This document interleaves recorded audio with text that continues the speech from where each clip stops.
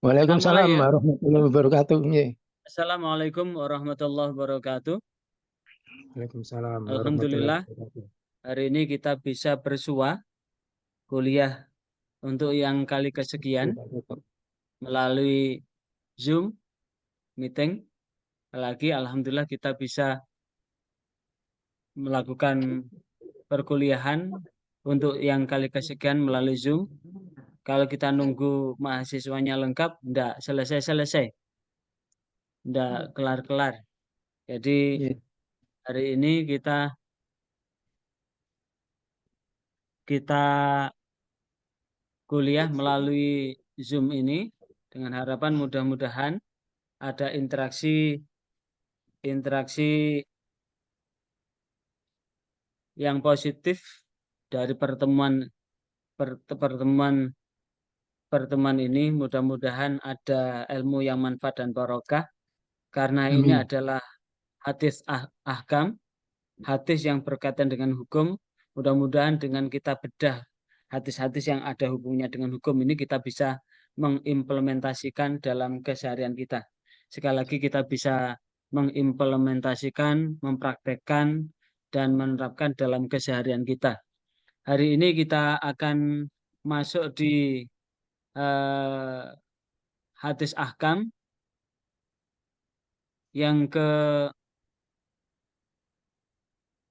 ini di materi yang ke-9, JPMK 9, yaitu hadis tentang haji dan manasiknya. Sekali lagi, hari ini kita akan mempelajari, akan membahas tentang kewajiban haji dan manasiknya. Nah, sebelum kita mulai ini, mari kita awal dengan Ummul Quran Surat Al-Fatihah. Niat kita sebagai doa dan mohon ridho kepada Allah. Mudah-mudahan Allah senantiasa membimbing kita di jalan yang benar, jalan yang Allah ridhai, hingga mudah-mudahan Allah senantiasa berkenan menyelamatkan hidup dan kehidupan kita baik di dunia maupun di akhirat. Al-Fatihah. A'udzubillahi minasyaitonirrajim. Bismillahirrahmanirrahim. Alhamdulillahirabbil alamin arrahmanirrahim maliki yaumiddin. Iyyaka na'budu wa iyyaka Iya. nasta'in. Shiratal ladzina an'amta 'alaihim ghairil maghdubi 'alaihim waladdallin. Amin. Hari ini adalah kewajiban haji dan manasiknya.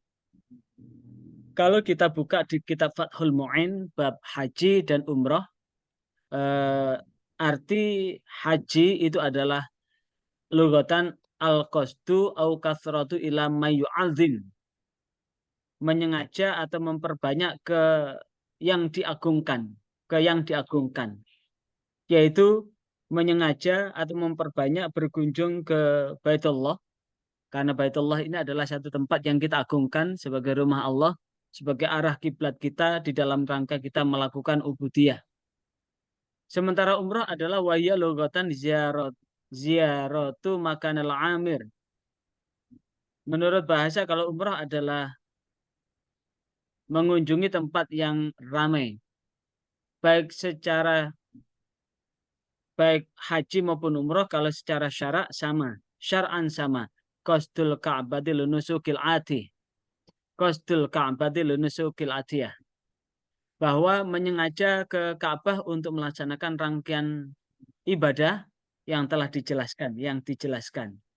Nah, maka berkaitan dengan haji, bagaimana hakikat hikmah di balik syariat ibadah haji? Kalau kita merujuk pada Al-Quran surah Al-Hajj ayat 27, A'udzubillahi minasyaitonirrajim, wa adzin fin nasi bil hajj, dan serukanlah kepada manusia untuk berhaji, ai nadin fin nas, maksudnya adalah panggillah pada manusia, da'iyan dengan panggilan, lahum kepada mereka ilal hajj, untuk berhaji. Untuk apa? Qasdul ka'bati lunusukil atih, untuk menyengaja ke Ka'bah dengan melakukan manasik ibadah yang telah ditentukan. Ila hadzal bait, ke rumah ini.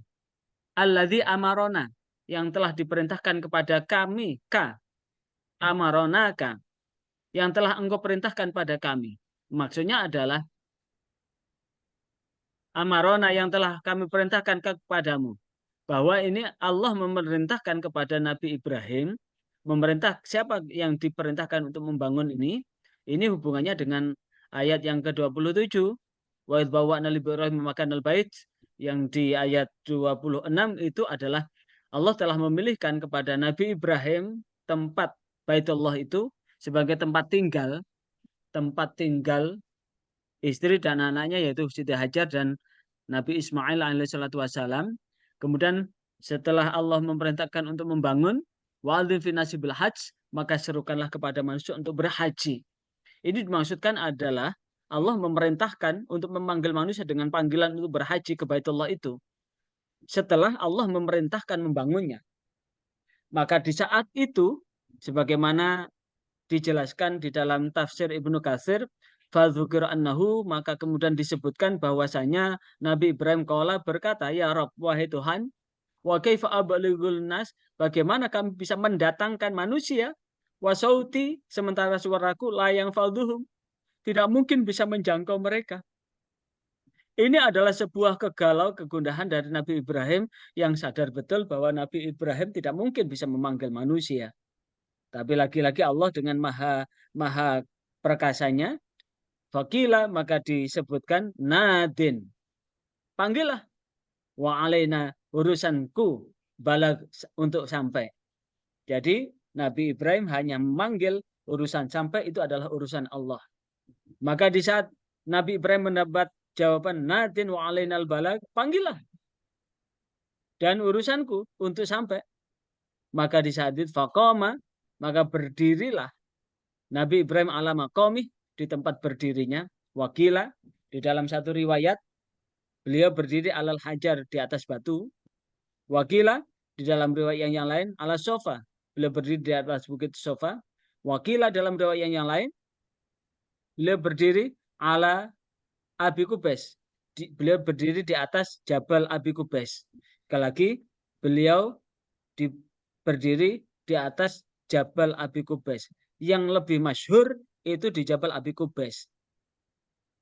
Tapi jikalau kemudian saudara yang kemudian berkesempatan untuk bisa ke Mekah, yang sementara saudara, teman dan sebagainya bilang begini, Cak, aku nanti panggilan ya di sana kalau sudah nyampe sana. Tidak mungkin saudara nanti bisa berdiri di atas Jabal Abi Kubais, karena Jabal Abi Kubais itu sudah didirikan istana raja. Maka yang memungkinkan ya berdiri di atas Bukit Sofa. Bukit Sofa yang sampai saat ini masih utuh Bukit Sofa itu. Saat mau memulai sa'i, maka di saat itu sebelum memulai sa'i, panggillah, hei saudaraku, dulur-dulurku, kadangku kabeh, yang kemarin titip untuk saya panggil, hari ini engkau aku panggil. Meneruskan panggilan dari Nabi Ibrahim alaihissalatu wassalam, di mana Nabi Ibrahim diperintahkan oleh Allah untuk memanggilnya. Nah, waqala, saat berdiri di tempat berdirinya itu, Nabi Ibrahim dengan lantangnya menegaskan, ya ayyuhan nas, wahai manusia, inna rabbakum, sesungguhnya Tuhanmu, qad ittakhadha, sungguh telah mengambil, baitan, ini rumah, fahujuhu, maka berhajilah ke Baitullah ini. Maka diceritakan fayuqalu, diceritakan innal jibal, sesungguhnya gunung-gunung tawadhu'at, sama merunduk semua. Jadi seluruh gunung begitu Nabi Ibrahim memanggil ya ayyuhannas qad inna rabbakum qad takhadal baitan fahujuhu, wahai manusia, sesungguhnya Tuhanmu telah mengambil rumah ini, maka berhajilah. Maka kemudian dengan suara itu tiba-tiba gunung itu merunduk. Saat merunduk itulah yang kemudian hatta balagha sautu, maka sampailah suara Nabi Ibrahim arja al-ardi, ke seluruh penjuru bumi. Sehingga apa? Wa asma'a, maka mendengarlah man, orang fil arham, yang masih berada di rahim. Jadi orang-orang yang masih berada di rahim itu mendengar. Wa aslab, yang masih di tulang sulbi. Kalau di dalam rahim berarti bapak ibu kita sudah menikah. Berarti posisi kita sudah ada di janin. Tapi kalau di aslab, di tulang sulbi, maka kita masih di alam ruh. Karena aslab itu adalah kias dari alam ruh. Aslab itu masih di tulang punggung. Maka tulang punggung kalau kemudian Nabi Ibrahim hidup di 4 sampai 5.000 tahun yang lalu, 4 atau 5.000 dari 4 sampai 6.000 tahun yang lalu, maka sungguh kalau kemudian saat ini kita mendengar, saudara kita mendengar yang saat ini berhaji di tahun 1445, di 1445 Hijriah, atau di 2024 Masehi ini, kemudian berangkat, itu sudah mendengar itu, dan posisinya masih di tulang sulbi. Kalau tulang sulbi dalam kaitan itu, 6.000 tahun yang lalu, maka masih ada di dalam ruh. Fa'ajab kullu syai', maka menjawablah kullu syai', semuanya. Sami'ahu yang mendengarnya, baik itu min hajar yang dari batu, wa min madar dari gedung, wa syajar dan pohon, wa man katabahullah, dan barang siapa yang Allah mencatatnya, annahu, bahwasanya dia yahujju, berhaji ila baitil ila yaumil qiyamah, maka itu panggilan itu berlaku sampai kiamat. Maka disitulah yang kemudian labbaik Allahumma labbaik. Labbaik, aku datang memenuhi panggilanmu. Allahumma ya Allah, labbaik, aku datang memenuhi panggilanmu. Maka kata labbaik Allahumma labbaik ini diucapkan dari mana? Dari saat mengambil niat. Kalau labbaiknya ini adalah untuk labbaik umroh, maka di saat mengambil niat di mikot, bisa mikotnya di Jeddah, bisa mikotnya di Kornul Manazil, bisa di Dzul Hulaifah, bisa di Ji'rona, bisa di Hudaybiyah, bisa di Tan'im, maka labbaik Allahumma labbaik, labbaik la syarika laka labbaik, innal hamda wa ni'mata laka wal mulk la syarika lak, itu dibaca sejak habis berniat ihram itu sampai ketemu Baitullah. Kalau kemudian bagi jamaah haji, ya dari tempat mikotnya dilanjut sampai di Padang Arafah, dilanjut ke Musdalifah, dilanjut sampai Mina, sampai kemudian datang ke Baitullah. Sampai datang ke Baitullah, berapa hari itu? Selalu membaca labbaik Allahumma labbaik sampai datang. Karena labbaik itu langsung datang ke Baitullah. Jadi itu kurun waktu ketika membaca talbiyah itu. Sekali lagi, kurun waktu ketika membaca talbiyah itu. Lah, di landasan wajib haji, dari qaulullah ta'ala di Al-Quran surah Al-Imran ayat 97, a'udzubillahi minasyaitonirrajim, walillahi 'alan nasi hajjul baiti man istata'a ilaihi sabila. Walillahi, dan karena Allah wajib kepada manusia, walillahi, dan karena Allah wajib kepada manusia, hajjul baiti, berhaji ke Baitullah, man, kepada orang, istata'a, yang istita'ah, ilaihi, untuk melakukan perjalanan, ilaihi, ke Baitullah, sabilan, perjalanan.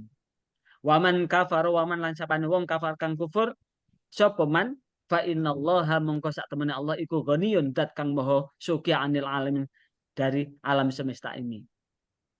Maka disinilah yang kemudian di tafsir tafsir Al-Qurtubi, fihi tis'un masail, di dalamnya ada 7 masalah ini. Sekali lagi, di dalamnya ada 7 masalah. Al-ula, qaulu ta'ala walillahi lam, fi qaulihi, adalah lam dalam qauli lillah, lam ijab wal ilzam. Apa itu lam ijab walam ilzam? Adalah lam yang menunjukkan tanda wajib. Berarti walillahi, wajib karena Allah kepada manusia untuk berhaji. Wajib kepada Allah, wajib berhaji. Diwajibkan Allah untuk berhaji ke Baitullah.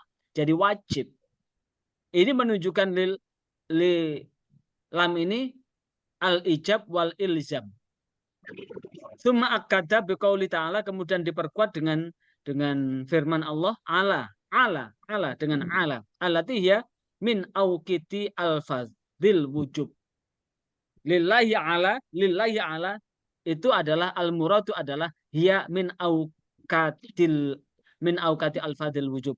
Itu adalah dari penguatan lafadz wajib indal Arab, di dalam bahasa Arab. Faidha qala Arabi, dan ketika Al-Arabi berkata li fulan aliyya kaza, li fulan aliyya kaza. Misalkan ada percakapan bahasa Arab, li fulan aliyya kaza, wajib bagi fulan demikian. Maka artinya li fulan aliyya kaza adalah wajib bagi fulan demikian.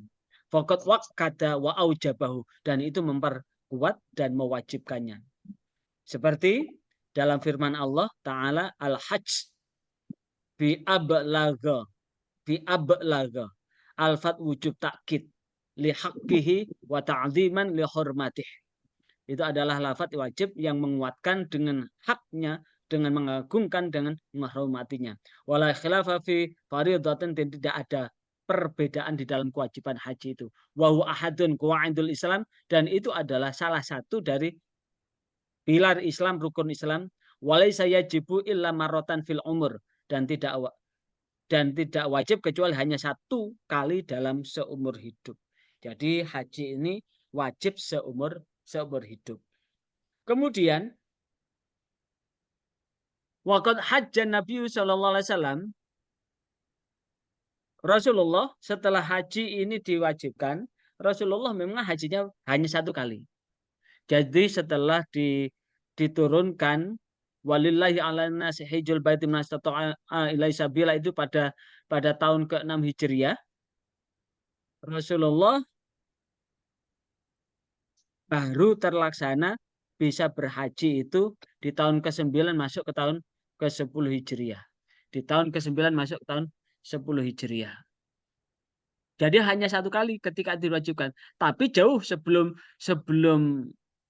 haji itu diwajibkan, ini di dalam tafsir Al-Qurtubi disebutkan waqad hajjan nabiyyu, maka sungguh Nabi Muhammad SAW berhaji qoblal hajjil fardin, sebelum haji ini diwajibkan.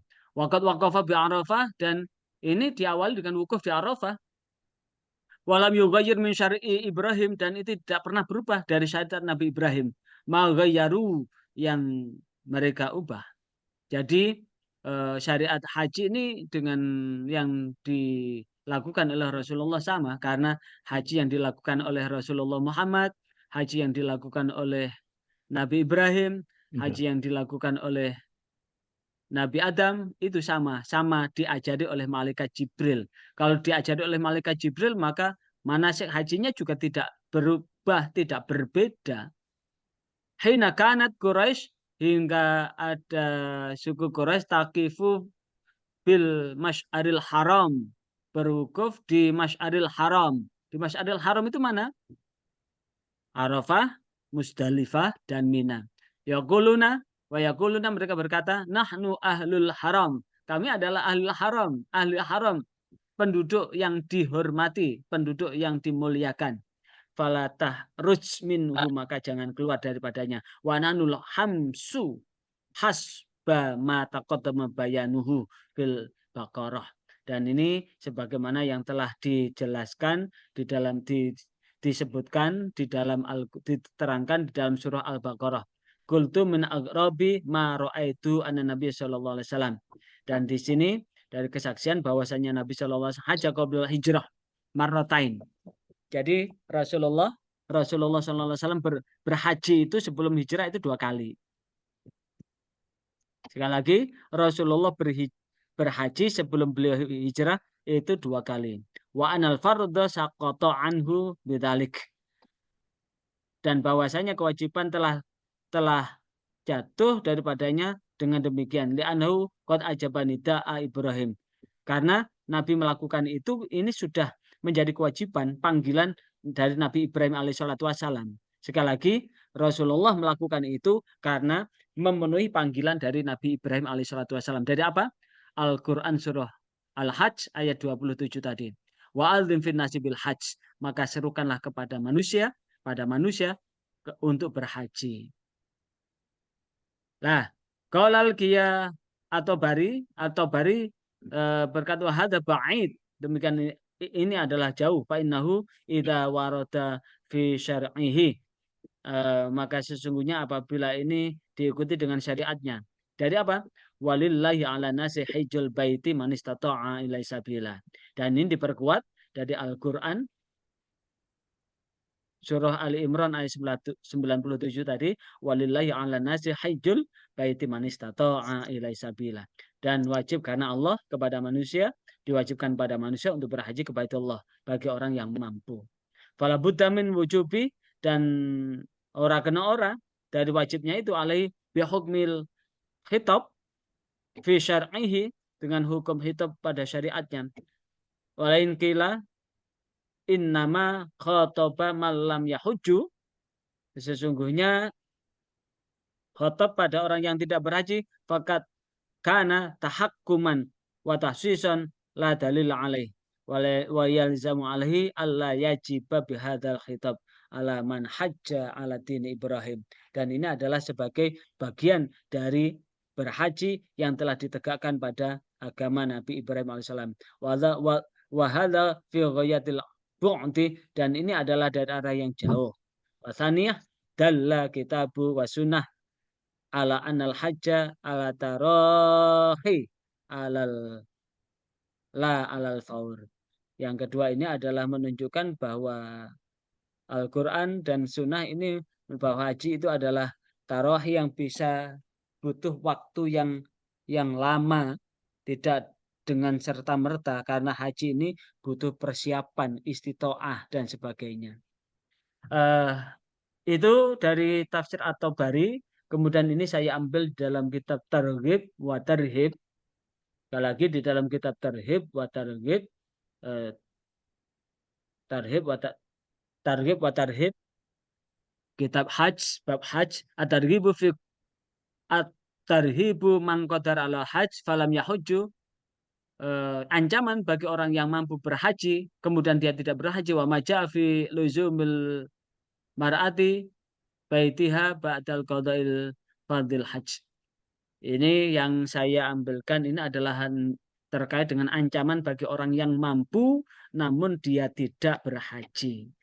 Ruwiya an Ali, diceritakan dari Ali bin Abi Thalib radhiyallahu an, qala Rasulullah sallallahu alaihi wasallam, man malaka zada, man malaka zada, man sapane wong malakakan duweni zada bekal, warahilah lan kendaraan, tuballighuhu untuk mencapainya, ila baitillah ke Baitullah, Baitillahil Haram, ke Baitullah yang dimuliakan, falam yahujju, maka kemudian dia tidak berhaji, fala alaihi, maka tidaklah padanya ayyamuta, jikalau mati Yahudan, menjadi Yahudi atau Nasrani.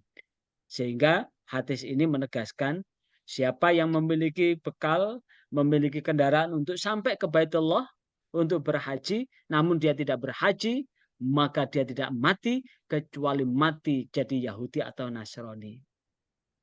Wadzalika annallaha, dan demikian itu bahwasanya Allah yaqulu berfirman, walillahi 'alan nasi hajjul baiti man istata'a ilaihi sabila. Dasarnya ini walillahi, dan wajib karena Allah atas manusia berhaji ke Baitullah bagi yang mampu untuk melakukan perjalanan ke sana.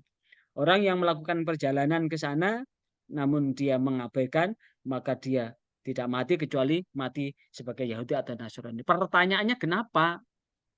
Ini yang jadi pertanyaannya kenapa? Karena yang memanggil itu adalah Nabi Ibrahim. Sekali lagi yang manggil berhaji itu adalah Nabi Ibrahim. Nabi Ibrahim itu bapaknya para nabi. Menikah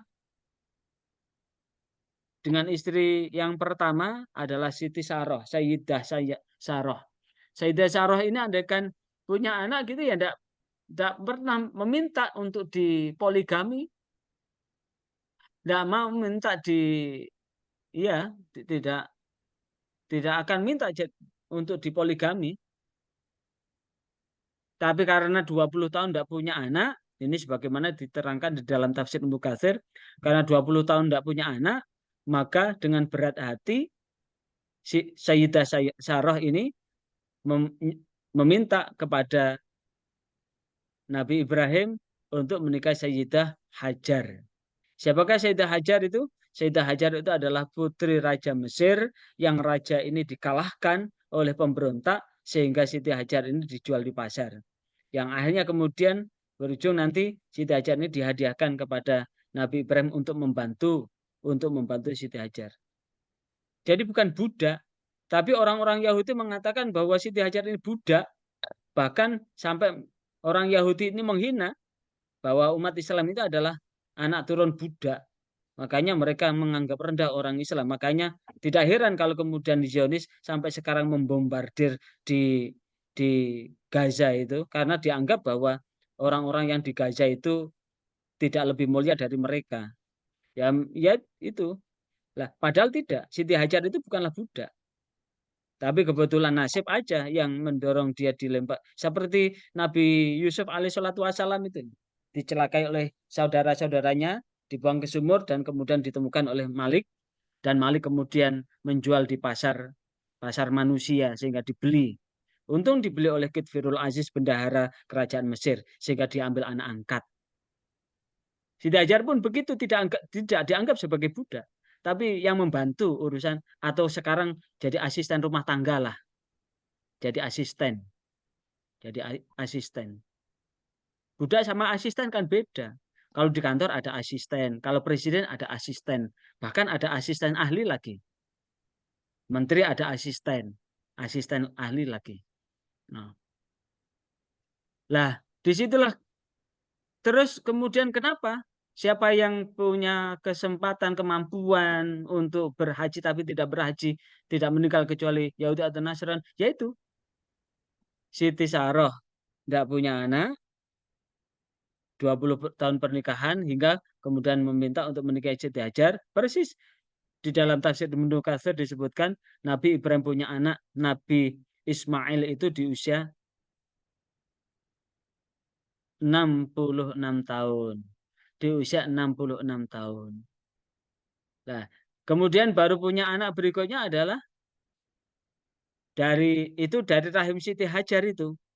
Setelah lahir anak dari rahim Siti Hajar, Nabi Ibrahim dikarunia anak lagi namanya Nabi Ishak yang lahir dari rahim Nabi yang lahir dari rahim Siti Saroh itu adalah Nabi Ishak, kalau dari rahim Siti Hajar Nabi Ismail. Setelah Nabi Ibrahim ini setelah Siti Hajar meninggal, Siti Sarah meninggal, Nabi Ibrahim mengalami kedukaan maka menikah lagi. Punya anak 5, salah satunya adalah Madian. Madian ini kemudian menurunkan Nabi Ayub. Menikah lagi punya anak 6, sehingga putra Nabi Ibrahim itu ada 13. Dari Nabi Ishak itu punya anak laki-laki 12. Dari 12 anak laki-laki itu ada Levi. Levi ini nurunkan anak Nabi Harun dan Nabi Musa. Nabi Harun dan Nabi Musa ini kan Nabi Musa ini kan mendapatkan wahyu, mendapat kitab sucinya namanya kitab Taurat. Dari 12 anak Nabi Yakub, dari 12 anak Nabi Yakub, karena dari Nabi Ibrahim punya anak Nabi Ishak punya anak laki-laki Nabi Yakub punya anak 12 laki-laki, yang perempuan tidak dicatat. Nabi Yakub pun punya anak perempuan tapi tidak dicatat. Yang dicatat ini laki-laki, karena laki-laki paternalistik itu berarti bermarga ke bapaknya. Jika yang dicatat laki-lakinya saja. Dari 12 putra laki-laki Nabi Yakub ini ada namanya Yahuda. Yahuda ini kemudian punya turun-turun sampai Nabi Sulaiman, Nabi Dawud, Nabi Sulaiman. Turun lagi yang lain dari jalur yang lain Nabi Isa. Nabi Dawud mendapatkan wahyu namanya kitab Zabur. Nabi Isa namanya kitab Injil. Nah, Zabur Taurat dipakai Yahudi, Injil dipakai Nasrani. Yang manggil siapa? Nabi Ibrahim. Kalau dari Nabi Ismail turun-turun sampai Nabi Muhammad dapat wahyu Al-Qur'anul Karim yang dipakai rujukan dari umat Islam. Sehingga yang mengunjungi ke Baitullah sampai sedetik ini kan hanya anak turun Nabi Ibrahim dari jalur Nabi Ismail. Sementara dari jalur Nabi Ishak ini enggak. Padahal 25 nabi termasuk Nabi Yakub, Nabi Ishak ini juga berhaji. Nabi Musa, Nabi Harun, Nabi Dawud, Nabi Sulaiman, Nabi Isa juga berhaji. Nabi Yakub juga berhaji. Jadi catatan dari Kamus Qisasul Anbiya seluruhnya berhaji itu. Seluruhnya berhaji. Makanya sebagian nabi itu meninggalnya di Mekah dikuburkan di sekitar Ka'bah situ. Nah, disinilah yang kemudian wadzalika anallah yaqulu dari itu walillahi 'alan nasi hajjul bait mastata'an sabila. Di dalam riwayat Imam Baihaqi adzan an Abdurrahman bin Sabit an Abi Umamah an Nabi sallallahu alaihi wasallam malam yahbishu hajatan zahiratan, barang siapa yang tidak terhalang hajatnya secara nyata, au maradun atau sakit, habisun yang menghalangi dia berhaji, au sultanun jais karena ada penguasa yang jair itu yang zalim, walam yahuj, kemudian dia tidak berhaji, fal yamut, maka pilihlah mati, insya'a Yahudian wa insya'a Nasranian, pilihlah mati jadi Yahudi atau Nasrani. Jadi kalau kemudian punya uang minimal 25 juta ya sekarang ya untuk ambil porsi itu. Dan itu betul-betul tidak dipakai, sudah tidak terpakai itu. Mau bikin rumah ya sudah punya rumah, mau beli mobil ya sudah ada mobil, mau nikah ya sudah punya istri, mau ngerawat anak ya anak juga sudah tercukupi. Ada uang seporsi itu berarti kan disebutkan dengan zada itu. Zada punya kesempatan itu, punya kesempatan. Dan kemudian sampai meninggal ndak haji-haji ya suruh milih meninggal jadi Yahudi atau jadi Nasrani. Nah, ini kemudian inna di dalam fiqh sunnah kalau Allah Ta'ala inna awwala baiti wudi'a lin-nasi lalladzi bibakkatum barakau wa hudal lil alamin. Fi ayatum bayyinatum maqam Ibrahim wa man dakhalahu kana amina walillahi 'ala nasi hijjul baiti man istata'a ilaihi sabila. Man istata'a ilaihi sabila. Man istata'a ilaihi sabila. Ah, ini menunjukkan bahwa rumah pertama yang dibangun untuk manusia, rumah yang tertua ya Baitullah itu. Bahkan di dalam satu riwayat yang membangun Baitullah pertama itu malaikat. Runtuh kemudian dibangun lagi Nabi Adam. Runtuh dibangun lagi Nabi Sis. Runtuh dibangun lagi Nabi Ibrahim. Jadi Nabi Ibrahim itu bukan pembangun yang pertama, tapi pembangun yang keempat. Tapi beliau itu yang punya tonggak. Sehingga wujud Baitullah atau Ka'bah yang ada sekarang itu adalah wujud penampakan dari Ka'bah yang dibangun oleh Nabi Ibrahim. Itu pun dulu Hijr Ismail itu masuk bangunan sehingga wujud Baitullah itu seperti huruf U. Seperti huruf U. Saat dibangun kembali maka jadi kotak seperti itu. Nah, maksud ini tarifnya adalah huwa qasdul Makkah li'annal ibadah tawaf. Kenapa di situ qasdul haji itu dengan tarifnya adalah qasdul Makkah, menyengaja ke Mekah. Kenapa? Karena li'annal ibadah tawaf, karena sesungguhnya ibadah itu adalah tawaf. Sa'i, wukuf di Arafah, kemudian masyairil manasik dan keseluruhan manasik. Istijabatul amrillah, dan itu adalah untuk memenuhi perintah Allah wabtiqa mardatihi dan mencari ridha Allah Subhanahu wa taala. Wa ahadun arkanul Islam, dan ini salah satu dari rukun Islam yang 5. Wa faradun min faraidil lati ulimat, dan ini adalah kewajiban dari beberapa kewajiban yang telah diketahui minatin dari agama berdarurah dengan daruri yang nampak. Kalau angkara wujubihi dan siapa yang mengingkari kewajiban mengkaran kafara wartadda anil Islam. Siapa yang mengingkari kewajiban bahwa haji itu wajib, sekali lagi, siapa yang mengingkari bahwa haji itu wajib, maka di sini disebutkan kafara wartadda, maka dia termasuk orang kufur, orang kafir, dan murtad dari Islam, keluar dari Islam. Karena apa? Karena haji itu adalah rukun Islam yang kelima. Sehingga bagaimanapun juga hati-hati aja bagi mereka yang kaya, mereka yang punya istitoah secara lahir dan batin, tapi kemudian dia bilang, saya ini kan masih muda. Nanti kalau saya haji, saya belum siap menjadi orang yang rojiun. Apa ya rojiun itu? Orang yang tertib hukum, tertib ibadahnya, tertib semuanya. Gitu. Saya ini kan masih long bolong, sholat aja long bolong. Kemudian hidup aja kadang baik, kadang tidak baik seperti lalat. Lalat itu kadang-kadang hinggap di tempat yang baik, kadang-kadang hinggap di tempat yang kotor, kadang-kadang hinggap di tempat yang busuk. Barangkali pikirannya begitu, hati-hati aja kalau mereka yang mampu tapi pikirannya seperti itu. Padahal tidak ada yang tahu nanti betul-betul berangkat atau tidak. Paling tidak kalau kemudian kita sudah berangkat, sudah daftar, urusan berangkat itu adalah urusan Allah. Tadi apa? Nadin wa alainal balag. Tugasmu hanya memanggil, urusan sampai adalah urusan saya. Allah maksudnya yang meneruskan. Nah, disitulah kemudian karena sitatun min badal hijrah dan ain an ijabati kanat sanatun situ badal hijrah dan diwajibkannya haji itu adalah di tahun ke-6 setelah Rasulullah hijrah dari Mekah ke Madinah. Lanahu nuzula fiha qaulu ta'ala atimul hajja wal umrata lillah. Atimul hajja wal umrata lillah.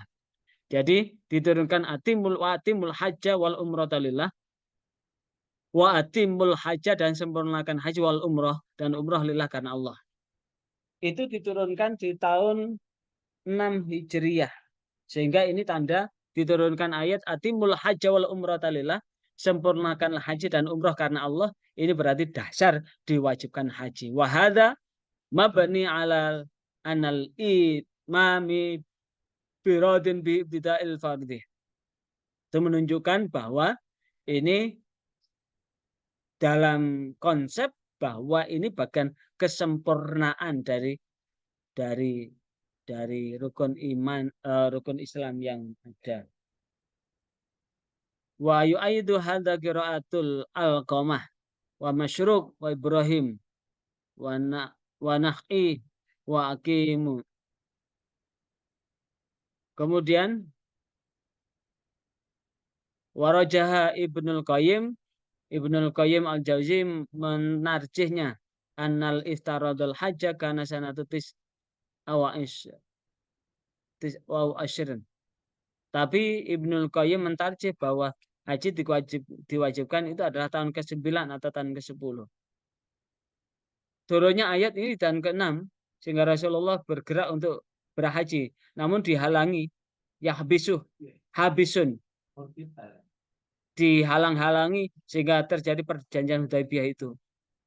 Dan tahun berikutnya tidak boleh kecuali hanya ziarah. Tahun ke-8 Fathu Mekah. Sehingga persis tahun ke-9 Rasulullah baru melaksanakan haji.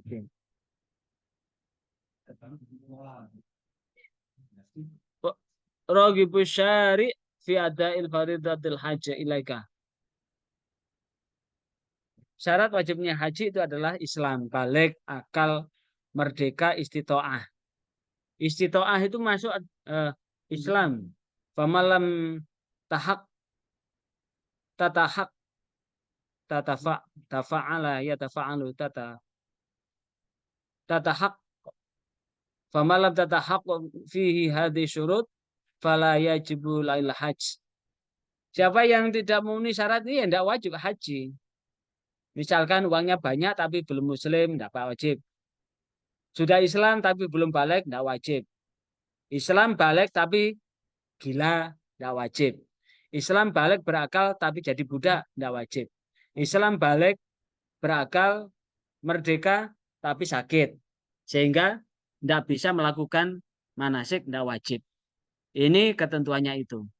Jadi salah satu aja hilang, tidak bisa terpenuhi 5 hal itu, maka bisa hilang kewajiban itu.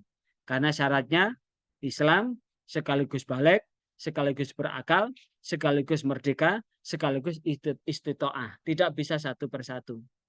Ini berdasarkan hadis anak Nabi sallallahu alaihi wasallam qala dawuh rufi al-qalam ala salah satun. Rufi al-qalam ala salasin.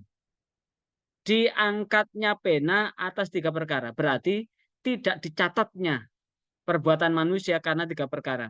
Yang pertama, aninaim, dari tidur. Orang tidur bertahun-tahun, seperti Ashabul Kahfi 300 tahun tidur. Selama 300 tahun tidur itu ya tidak dikenai hukum apapun. Hatta yastaiqadha, hingga bangun lagi. Itu yang pertama. Yang kedua, wa anisobi hatta yashub. Seorang anak sampai jadi pemuda. Wa anil ma'tuh hatta yakil. Dari hilang akal sampai berakal kembali. Dan al-hurriyah syaratul wujubil haji. Dan merdeka ini adalah syarat dari wajibnya haji. Li'annahu ibadah taqtadi waqtan wa yashtaritu fiha. Ini karena ibadah yang sudah nyata, yang sudah ditentukan oleh Allah Subhanahu wa taala. Dan sungguh luar biasa targhib dari Rasulullah maja'a fi annahu jihad, bahwa di dalam haji itu ada terkandung jihad. Apa alasannya bahwa haji itu terkandung jihad?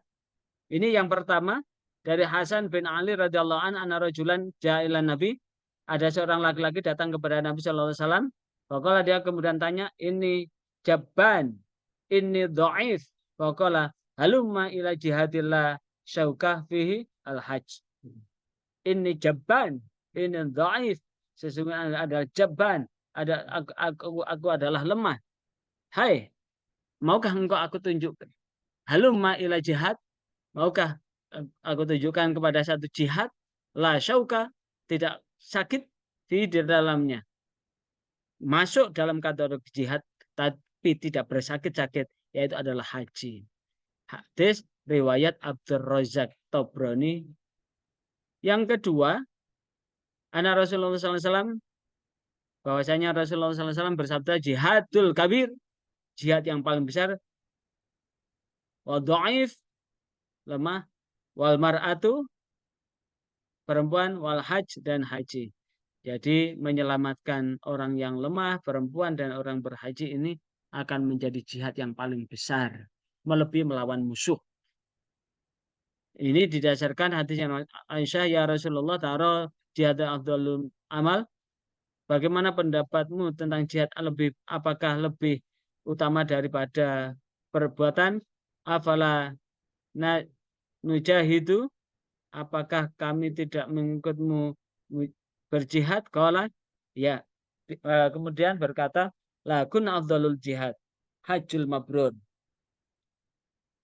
bahwa ada jihad yang lebih utama, yaitu haji yang mabrur. Jadi haji yang mabrur itu, tapi haji yang mabrur di dalam melaksanakan hajinya tidak melakukan dosa. Dasar yang keempat. Yang keempat, waruyan annaha qalat ya Rasulullah, qultu ya Rasulullah ala taghazzu wa nujahidu ma'akum. Qala lakuna ahsanal jihad wa jamalal jihad al hajj. Tapi Rasulullah ditanya tentang apakah berperang, berjihad kepadamu itu lebih bagus. Rasulullah menjawab, lakuna ahsanul jihad wa jamala, bahwasanya sebaik-baik jihad dan kesucian, sebaik-baik jihad dan sebaik-baik kebaikan adalah al-hajj, haji, hajjum mabrur, haji yang mabrur. Qala Aisyah, fala ada'ul hajjah ba'da id sami'tu hadza min Rasulillah SAW. Nah, inilah yang kemudian disebutkan an Abi Hurairah dari Abu Hurairah Rasulullah SAW ditanya Rasulullah, ayul amali afdalu, amal apa yang paling utama? Maka Rasulullah menjawab, iman billah, iman kepada Allah wa rasulih dan rasulnya. Kila tuma mada, kemudian apa lagi? Tuma jihadin fisabilillah jihad.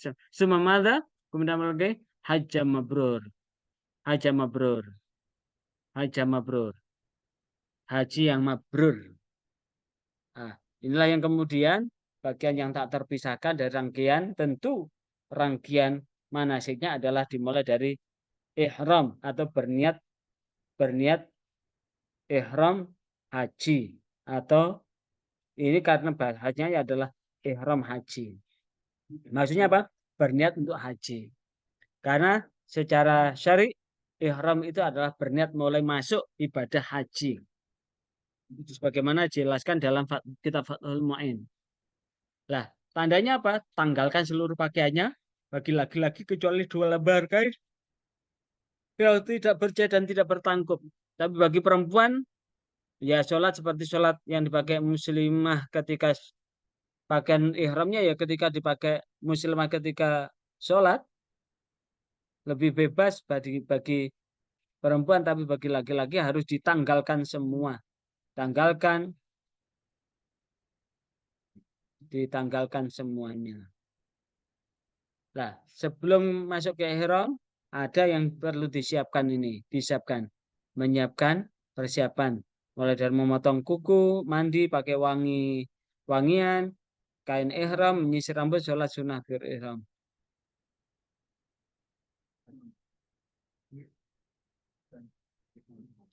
Demikian yang dapat saya sampaikan pada kesempatan ini. Barangkali ada yang ingin ditanyakan, Pak Parjo? Baik, tidak terasa 1,5 jam kita melakukan perkuliahan ini. Mari kita tutup dengan kafaratul majlis. Subhanakallahumma wa bihamdika asyhadu an la ilaha illa anta astaghfiruka wa atubu ilaik. Wassalamualaikum warahmatullahi wabarakatuh.